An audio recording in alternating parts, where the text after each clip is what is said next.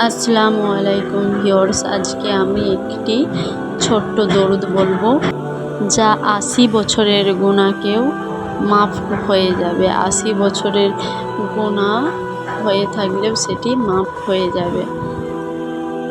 এটি হযরত আবু হুরায়রা রাদিয়াল্লাহু তাআলা আনহু হতে বর্ণিত। এই দরুদের মাধ্যমে যদি আমাদের গুনাহগুলি মাফ হয়ে যায়, আল্লাহ যেন আমাদের সবাইকে এই দরুদ পড়ার তৌফিক দান করে।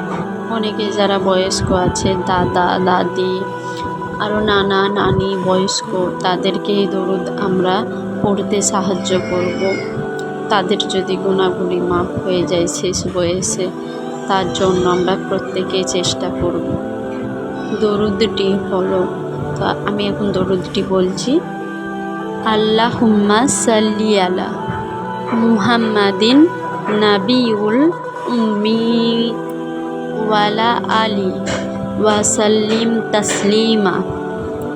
আর একবার দরুদটি পাঠ করছি। আল্লাহুম্মা সাল্লি আলা মুহাম্মাদিন নাবিউল উম্মি ওয়ালা আলি ওয়াসাল্লিম তাসলিমা। এটি পড়ার একটি নিয়ম আছে। হযরত মুহাম্মদ রাসূলুল্লাহ সাল্লাল্লাহু আলাইহি সাল্লাম বলেছেন, যে ব্যক্তি জুম্মার দিন আসরের নামাজের পর নামাজ পাঠিতে বসে এই দরুদটি ৮০ বার পাঠ করবে। ৮০ বার পাঠ করতে হবে, তাহলে তার ৮০ বছরের গুনাহ মাফ হবে এবং তার আমলনামায় ৮০ বছরের সওয়াব লেখা হবে, নেকি লেখা হয়ে যাবে। এই দরুদটির অর্থ হচ্ছে, হে আল্লাহ, তুমি হযরত মুহাম্মদ রাসূলুল্লাহ সাল্লাল্লাহু আলাইহি সাল্লাম এর উপর রহমত নাজিল করো, শান্তি বর্ষিত করো এবং তার পরিবার পরিজনদের ওপর রহমত নাজিল করো।